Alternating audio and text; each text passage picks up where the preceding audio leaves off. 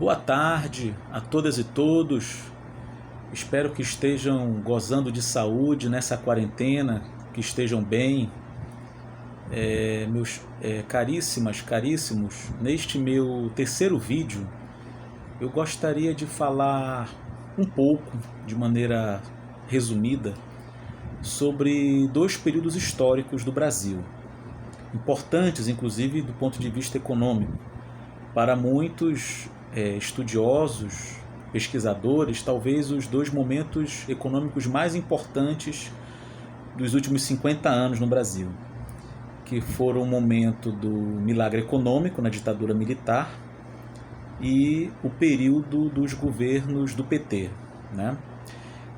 Antes de tudo, eu queria dizer a vocês que eu estou tentando, com estes vídeos, contribuir como divulgador, como comunicador de conhecimentos científicos, históricos, básicos, né, com os quais tenho alguma afinidade, evidentemente, né, porque entendo que esse trabalho militante ele é muito importante para nós que estamos nos movimentos sociais, nos partidos de esquerda, que somos do campo democrático popular, que fazemos um enfrentamento político e ideológico, portanto teórico também, com as classes dominantes. Nós que estamos a favor dos trabalhadores e trabalhadoras, precisamos também nos apropriar de dados, de informações, de análises, que possam nos auxiliar, que possam nos esclarecer, né, os acontecimentos, os fatos históricos, em tantos debates importantes, que envolvem a economia, a política, o meio ambiente, enfim, as relações sociais nesta nossa luta de classe, certo? Então este vídeo aqui eu considero que é uma contribuição para esse debate. Eu estou inclusive com um canal no YouTube, Daniel Costa. Eu já postei 2 vídeos, não é fácil de encontrar não, como é uma coisa recente, eu ainda não tenho seguidores, e se vocês puderem se tornar seguidores, se inscreverem no canal, darem um like, o gostei nos vídeos que eu postei lá, e neste aqui eu vou agradecer muito, tá bom? Mas se você jogar no YouTube Daniel Costa, Copa de 1970, vai dar lá no vídeo. Esse vídeo que eu coloquei também no Facebook e que, portanto, já está no YouTube. No YouTube ainda tem um segundo vídeo que eu ainda não postei no Facebook. O segundo vídeo é referente à relação temporal entre ciência e política na tomada de decisões. Uma reflexão que eu fiz a partir da minha tese de doutorado, de um capítulo da minha tese de doutorado, né, e a partir também do debate atual que envolve a pandemia do coronavírus, tá? São vídeos que eu quero que sejam de no máximo 15 minutos, nada muito demorado, até porque fugiria um pouco ao objetivo. Então hoje eu queria falar desses dois períodos, o milagre econômico na ditadura militar e os períodos dos governos do PT. Bem, em relação ao milagre econômico, é necessário, claro, fazer uma brevíssima contextualização daquele momento, né? É a ditadura militar, que geralmente é motivo de orgulho, é falada pelos apoiadores do presidente Bolsonaro como um momento importante no país, que na ditadura não teve corrupção, que o Brasil foi um paraíso naquela época. Não é bem assim, né? Os fatos, as análises mostram muito pelo contrário, né? É importante a gente começar falando que o presidente João Goulart foi deposto pelo golpe militar de 1º de abril de 1964. O João Goulart, que era um herdeiro do trabalhismo do Getúlio Vargas, havia sido inclusive ministro do Trabalho do Getúlio Vargas, mas era visto com desconfiança pelas elites brasileiras como um aliado dos comunistas e que implantaria uma república sindicalista no Brasil. A gente deve sempre levar em conta que naquela época vivíamos na Guerra Fria, em termos mundiais. Havia o mundo capitalista liderado pelos Estados Unidos e o bloco comunista liderado pela União Soviética. Além do que, ocorrera a Revolução Cubana em 59, alguns anos antes, liderada por Fidel Castro e por Che Guevara. Uma revolução que chegou inicialmente até a ser vista com bons olhos por setores dos Estados Unidos, mas que tão logo Fidel Castro assumiu o poder e quando ele mostrou que não se deixaria dominar pela influência capitalista liderada pelos Estados Unidos, ele aderiu então ao Bloco Socialista, e isso fez com que em toda a América Latina as elites nacionais, como no caso do Brasil, passassem a ter receio de que o continente pudesse ser influenciado pela Revolução Cubana, né? Então, isso estava no clímax na época, né? Isso estava no auge na época. Então, formou-se um grande bloco conservador no Brasil, que tinha os empresários, os setores militares, a cúpula da Igreja Católica, a classe média, né? Algo que aconteceu também mais recentemente para depor a presidenta Dilma, a gente sabe disso, né? Essas conformações das elites do Brasil não são de hoje, né? Pelo visto não vão terminar tão cedo. Então houve essa articulação com o apoio de Washington, da Casa Branca, do governo central dos Estados Unidos, como os documentos históricos que estavam inclusive nos Estados Unidos já revelaram. Isso já foi até motivo de documentário, né? Então isso fez com que houvesse essa grande articulação poderosa que resultou na deposição do presidente João Goulart, que tinha sido vice do Jânio Quadros, que renunciou em 61, e toda aquela história que vocês sabem. O Jango só assumiu o poder por causa de uma negociação feita por cima, na qual ele ficou como presidente limitado, e o Tancredo Neves virou primeiro-ministro. Teve a campanha da legalidade liderada pelo ex-governador Leonel Brizola, que era cunhado de Jango, também trabalhista, né, que foi importantíssima para ajudar o Jango a assumir o poder. E depois houve um referendo no qual os poderes presidenciais voltaram para Jango. E Jango então voltou a assumir a presidência com plenos poderes constitucionais, até a deposição. Bom, as alegações feitas, dentre muitas, era de que as reformas de base do Jango levariam o Brasil ao comunismo. Uma mentira. O que o Jango queria era desenvolver o capitalismo do Brasil. É só você fazer uma leitura das reformas que ele propunha. Não tinha nada de socialista naquilo. Jango queria uma reforma agrária. Os países capitalistas desenvolvidos, na sua maioria, fizeram reforma agrária, a começar pelos Estados Unidos no século XIX, né? O Jango queria que os trabalhadores rurais, os agricultores familiares, usando o termo mais atual, tivessem acesso ao crédito, né? Tivessem acesso à terra, aumentasse a produtividade agrícola, o que seria importante, inclusive, para a produção de insumos, para ajudar o desenvolvimento industrial do Brasil. O Jango queria a reforma eleitoral, que os analfabetos, que ainda era uma parte expressiva da sociedade brasileira naquela época, pudessem votar, para que militares de baixa patente pudessem votar. Alô, alô, militares que apoiam o Bolsonaro com entusiasmo, de baixa patente. O João Goulart queria que vocês pudessem votar nos anos 60, certo? A reforma educacional. Agora, na verdade, a gota d'água, eu entendo, que fez com que o capital financeiro internacional, as multinacionais, se voltassem contra Jango, eu creio que foi a sua lei de remessa de lucros, aprovada pelo Congresso Nacional em 63. Porque havia uma farra quanto à saída das remessas de lucro das multinacionais naquela época. Inclusive usando artifícios contábeis de importação, exportação, e o Jango tentou disciplinar isso, fazendo com que as empresas multinacionais remetessem até o limite de 10% do seu capital social declarado no Brasil como remessa de lucros para as suas matrizes. Isso contrariou profundamente, claro, mexeu no bolso, contrariou profundamente os interesses do capital estrangeiro, que a partir de então não pensou duas vezes, não hesitou em apoiar o golpe contra João Goulart. Então João Goulart, na verdade, foi vítima desse processo conservador e elitista no Brasil com relações internacionais, né? Mas bem, dito sobre isso, o objetivo não é falar do governo João Goulart. Nós tivemos a primeira fase do governo militar com uma política econômica mais liberal, mais conservadora. A junta militar que assumiu o poder, então, elegeu Humberto de Alencar Castelo Branco, o Castelo Branco, que governou de 64 a 67 com essa política mais conservadora, na qual houve, aliado a ela, uma forte repressão aos movimentos sociais, e ele governou através dos atos institucionais e de um programa econômico chamado PAEG, né?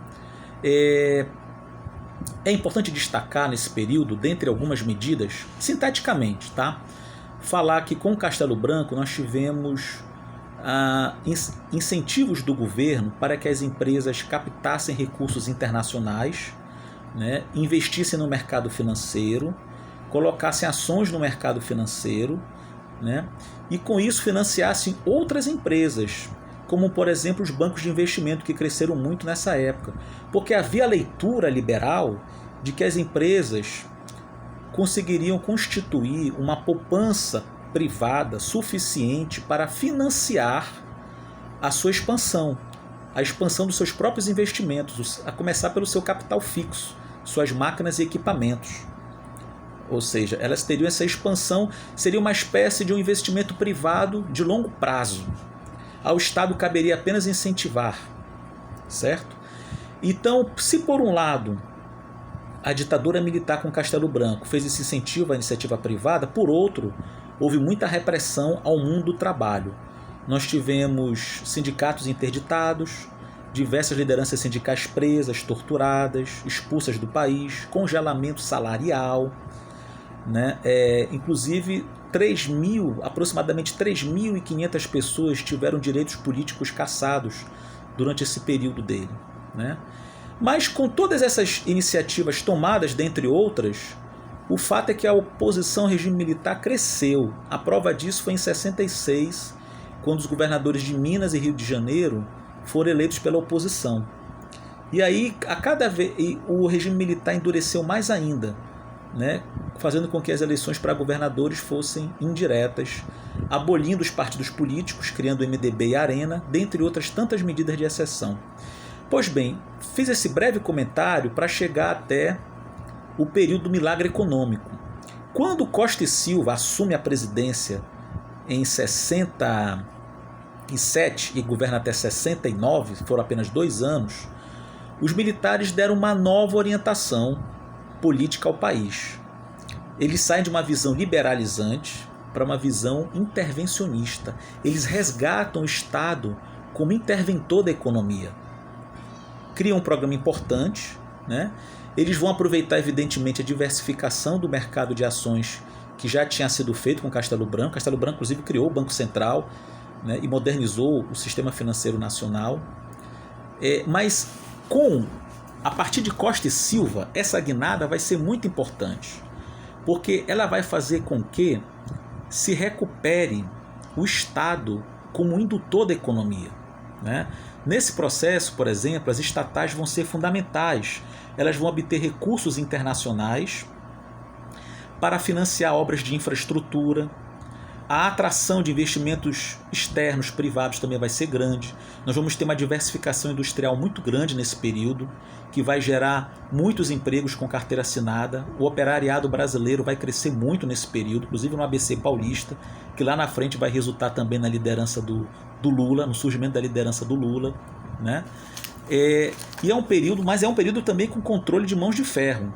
Nós vamos ter um controle inflacionário oficial, a única inflação que nós sabíamos era do governo.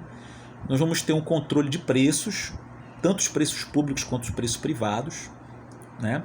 E vamos ter, portanto, um processo de recrudescimento da repressão, o AI-5 mais famoso, que o pessoal do Bolsonaro tanto quer, que veio em dezembro de 68, de modo que, em 5 anos, o Brasil cresceu cerca de 11% ao ano. Foi um crescimento significativo, mas um crescimento excludente, conservador, porque é um crescimento que não atingiu os setores mais marginalizados da sociedade brasileira. Beneficiou a classe média, porque nós tivemos a massificação da indústria de bens de consumo duráveis. Nesse período, portanto, nós tivemos o crescimento de produção de geladeiras, fogões, né? Enfim, isso fez com que a classe média se sentisse satisfeita durante essa fase do governo militar, né? Porém, esse processo gerou um alto endividamento ao país, porque o Brasil ele fazia muitos empréstimos internacionais, né? E quando teve a crise do petróleo em 73, esses empréstimos foram cortados. O comércio internacional se retraiu muito, os juros subiram, e os Estados Unidos e os países desenvolvidos deixaram de comprar os nossos produtos primários. Então nós tivemos que fazer novas renegociações de dívidas, das dívidas que já tínhamos.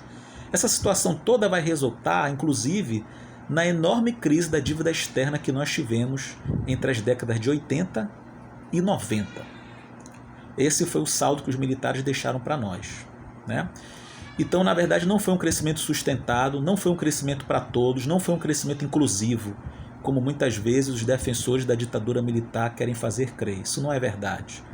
Diferentemente do que aconteceu nos períodos dos governos Lula e Dilma.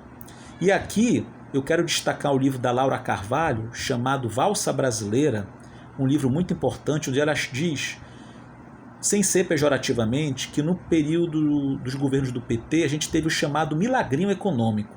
Milagrinho porque ele não teve aquela robustez do crescimento do PIB que teve no tal do milagre econômico.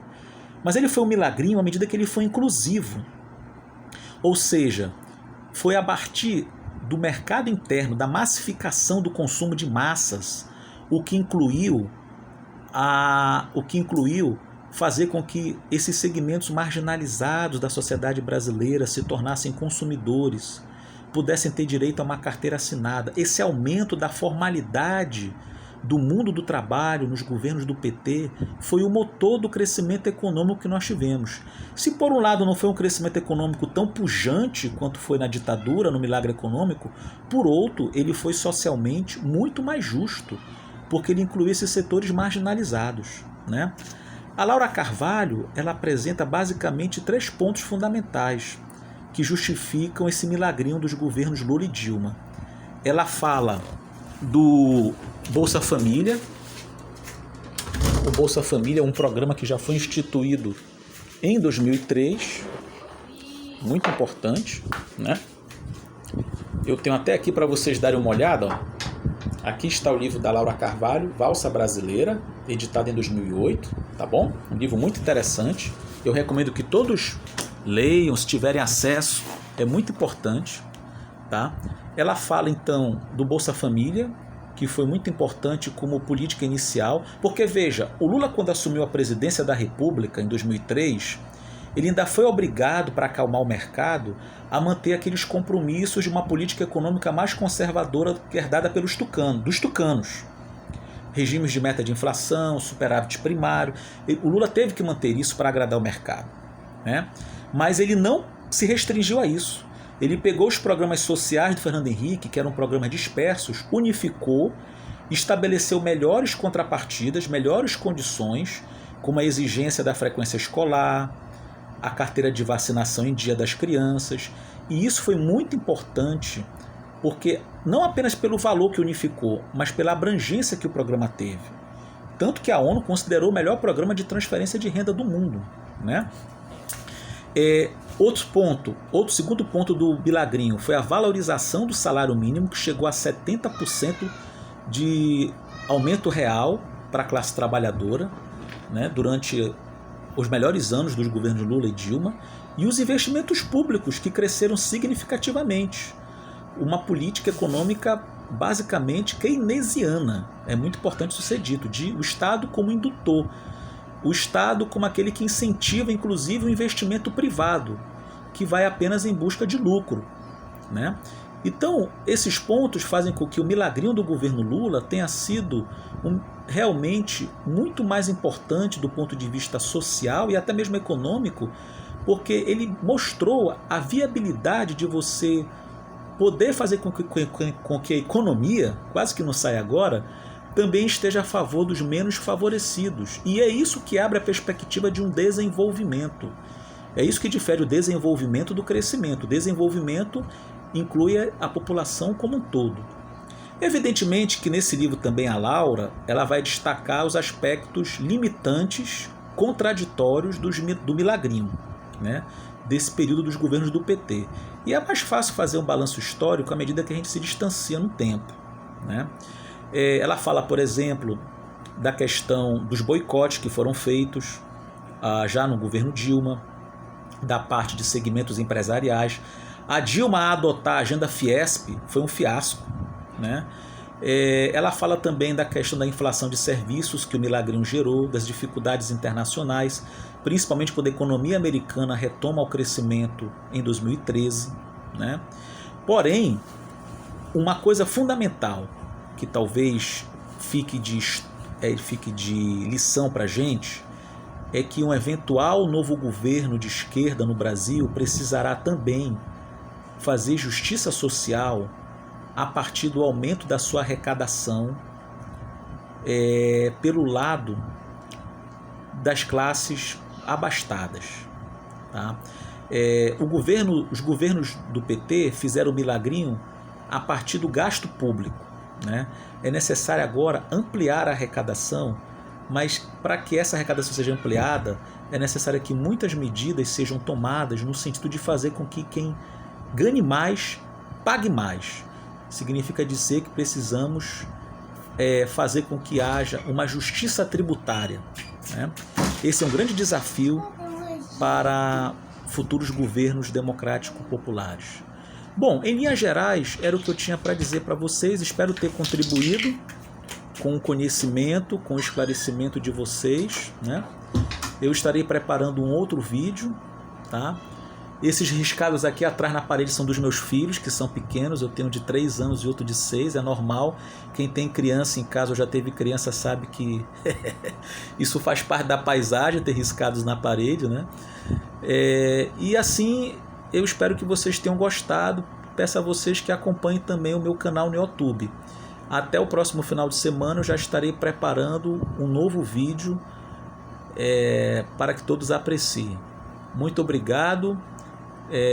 Continuem se cuidando. Espero que todos estejam fazendo o possível, né, para ficar em casa e torcendo para que a gente possa superar essa situação o quanto antes. Abraços fraternos.